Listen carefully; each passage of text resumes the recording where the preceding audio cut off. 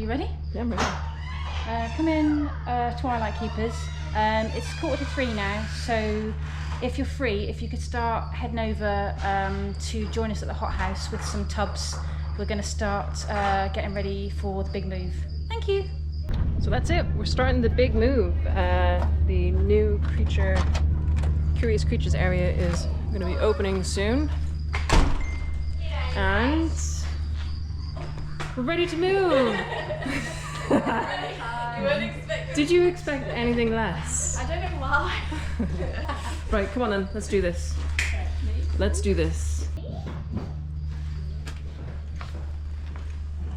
Where are we going, bud? Where are we going? Why do you transport them in a plastic box? Just to make it a little bit easier. Sometimes he gets a little bit stressed if we carry him. It's quite busy at the zoo. We're still not shut yet, so just make it a little bit easier for him. Hannah, how does it feel moving all these animals out of this house today? Super exciting. It's been a really long time coming. There's been so much work by everybody, all the teams Away we go. to get ready, and yeah, I can't believe it's finally happening. But yeah, it was super exciting this morning when we were talking about the big move first thing. So yeah, everyone's really happy to see all the animals actually in the new enclosures. Who have you got? We've got Kai, our Asian water monitor. He was just having a chill bit of a stroke, so he's coming as well. He's going to get a brand new enclosure. So we have to be a bit careful of his tail because it's quite long. There we go. And he's ready to go. Okay. Well, let's go. Are you just taking these two to start off with, or what are you doing? We've also got Boots over there. Oh. So it's Boots, our blue-tongued skink, and he's going to move in. He's shedding a bit at the minute, but he's going to move into his new enclosure today as well. Exciting. Why is his box bigger than the other one's box? Bigger animal. To be fair, Boots is slightly bigger I than him. feel Boots like is it's slightly longer, and he also gets very grumpy when he's boxed. Yeah. Whereas Kai's really chilled out. I thought there was a bit of favoritism happening here. Well, I mean, Bugs the baby. Is he? He's the one that poops on everyone, though. We love him. I was fine.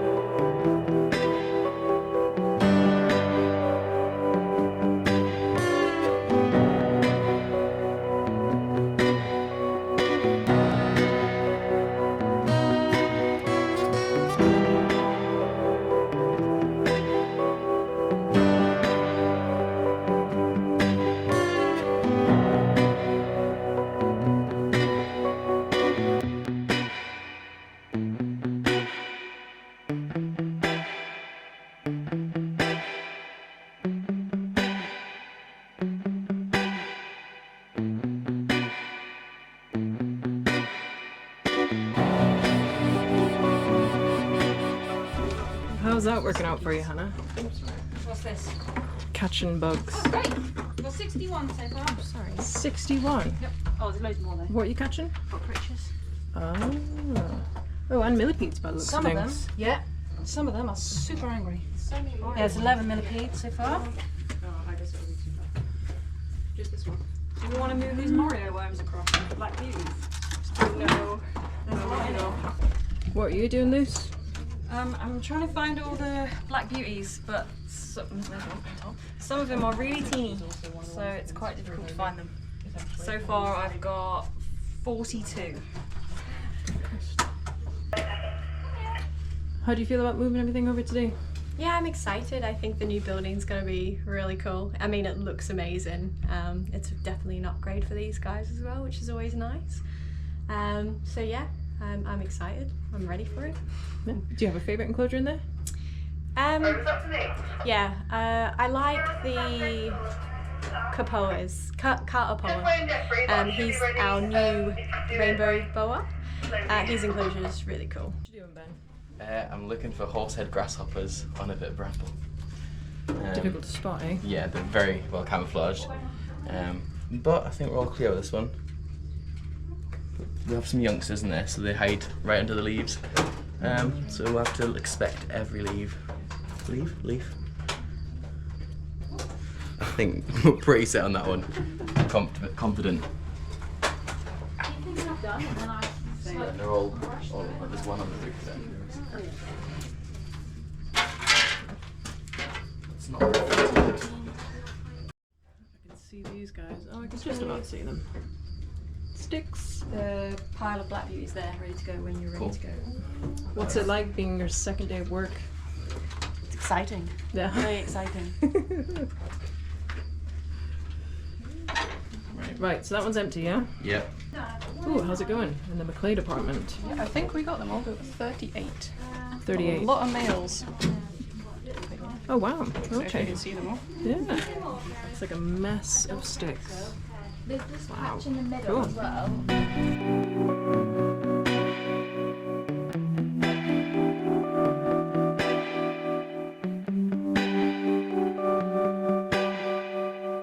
How many black beauties have you got? 72.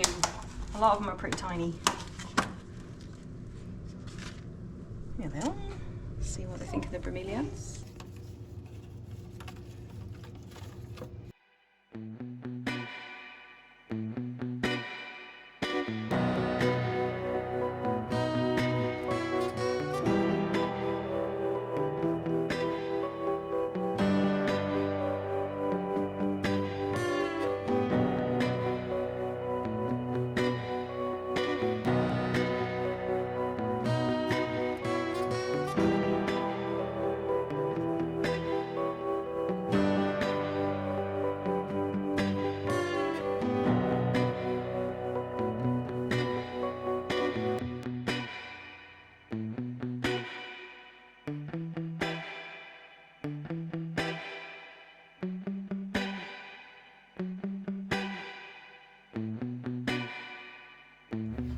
One behind the door. Hello. Shall we just get you then? You're not coming out here. No thanks. No thanks. Yeah, just a. You don't push the thing shut. You going in? Good girl. Well done. Good job.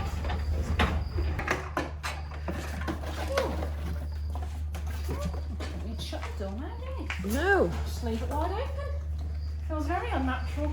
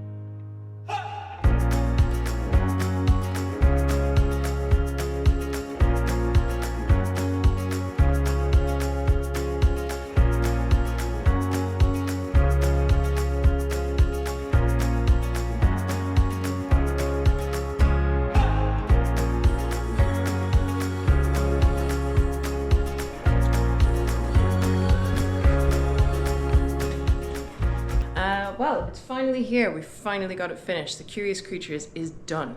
And look at this tank. It's back to how it was again. And it's not leaking. Added bonus. I mean, it looks like it's leaking, but that's just historic leaking. That's what I'm going to stick to, but it's definitely not leaking. So our last animals for Curious Creatures are going to be moving in this morning. This whole area opened up on Thursday, and we think that people are really enjoying it. I mean, have you been to the zoo? Have you actually been in here? What do you think? Because we've got a Brazilian rainbow boa. That's the animal that's I didn't announce the other week, but that's our first and only snake on site. We've got the horsehead grasshoppers, the hissing cockroaches, the maclays, stick insects, black beauties, and of course the leafcutter ants, which I know quite a few of you really enjoyed that video about the leafcutter ants. I mean, they are amazing animals. And then through here we've obviously got tarantulas, the tortoises are on show, Chinese water dragon, he's having the time of his life. But anyways, I'm just going to meet up with Ross because he's catching up the very last animals that are going to be moving into Curious Creatures.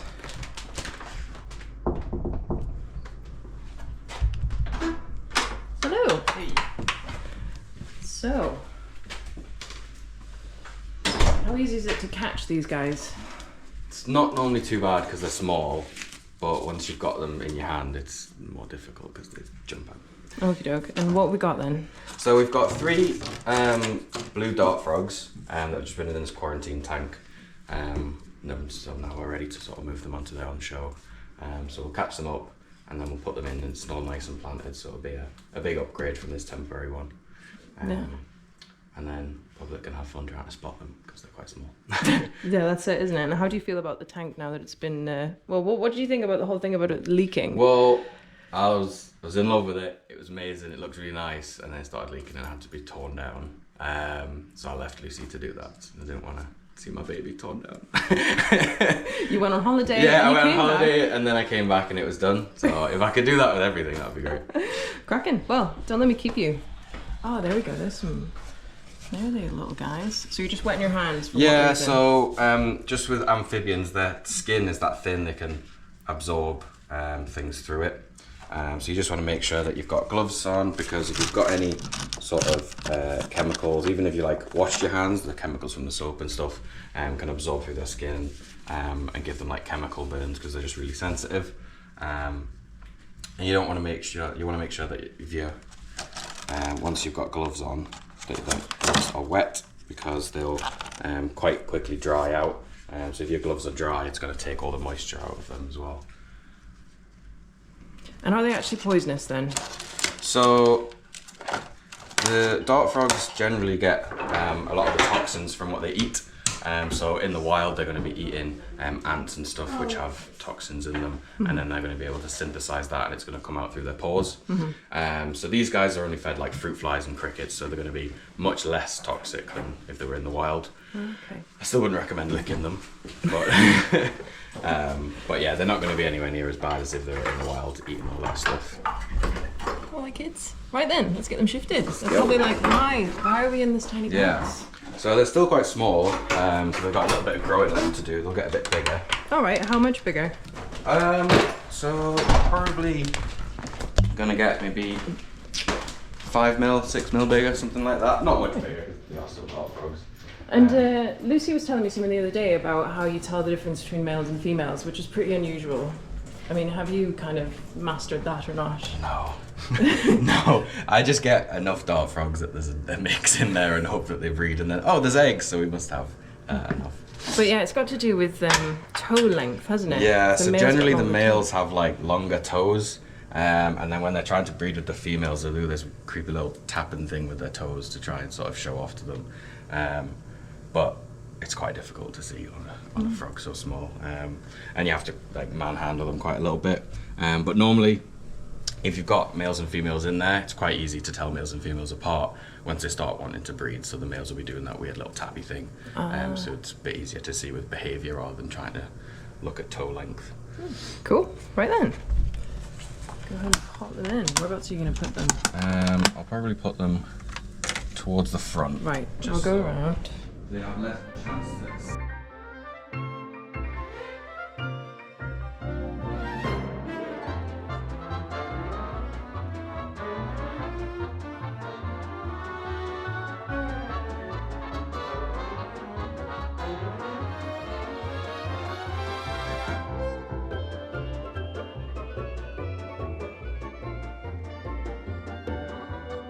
It's currently raining in here. What's the misting system set onto? Like, how often does it rain? So at the minute it's on every hour for about 20 seconds. Okay.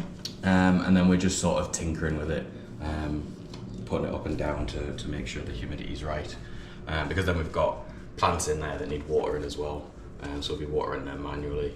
So it's just a bit of a balancing act with it being a new tank, but the more humid it is, the better for the frogs. So there's no worry about it getting too humid. We just don't want the soil to get oversaturated, so we just need to keep a little bit of an eye on it. But yeah, just tweaking it every now and then.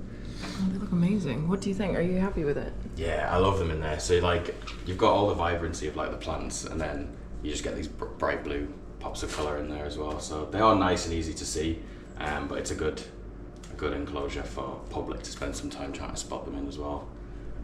So like, you've got these guys, and then like the tree frogs as well. Like when you tell people that there's 15, 20, they take a lot of time to try and figure them out, because normally you only see about 5 at a time. So how do you identify these frogs? So each of the frogs has different markings, and they're all unique to the frogs, just like fingerprints are to us. So we've got pictures of them all from above, so we can clearly see which one's which. These 3 are quite good. They're quite like different compared to each other, whereas other ones are a bit more difficult to tell apart. But we've got so like there's one down here has like very small spots. One of them in there has like quite big black blotches on him, and there's like a mid one as well. So we'll be able to tell them all apart. So we'll be able to get them named and be able to tell them which one's which. Have you got an idea on a theme for naming yet or not? So we generally just go with some sort of trio. So our last group of frogs, we had 3 green and blacks, and they were called Trevor, Michael, and Franklin from Grand Theft Auto 5. So keepers are just trying to come up with a cool triple to name these guys after. So we feed them fruit flies and micro crickets, and then we have springtails in the soil, just as like a bioactive setup as well. So they've got springtails and isopods in there. So the springtails will just breed continuously in the soil, and they'll break down any mold or anything that crops up. But these guys will pick them off and eat them as well. So they'll have springtail snacks in between the other feeds that we give them as well. Oh, wicked. And then obviously in the Curious Creatures area, do you have like a favourite? Instantly the boa. Okay. Yeah, he's really handsome. He's a really cute guy, and he's just got that sort of that iridescence on the scales and stuff. But yeah, always liked snakes. Oh, okay. And he's really friendly as well, so you can get him out and handle him. He's a really nice snake. Yeah, and he's come here to like a retirement home, hasn't he? Yeah, so he was he was quite well handled because he was very friendly, and they're using him quite like an ambassador species, get people over their fear of snakes, educate people and that. So he's done his time, so he's come here for a bit of a rest. I think he's I think Kim said he was 17. 17. Yeah, so he's a really good age. Yeah, Yeah. he's certainly done his time. Awesome. Well, thank you for showing us the dart frog move. No worries. Can we still spot all 3? I can see. Oh yeah, we can see them all. So that's it then. The last animals have finally moved into Curious Creatures, and obviously it was a bit of a delay because of the leak problem that we have, but they're in now and they look amazing. Have you been down to the zoo yet, and have you actually seen our young Curious Creatures? What did you think? I'm dying for people's feedback. But yeah, thanks so much for tuning in. I hope you enjoyed that, and if you haven't done already, please do like this video and subscribe to our YouTube channel. Every little helps, and we shall see you guys next week. Bye guys.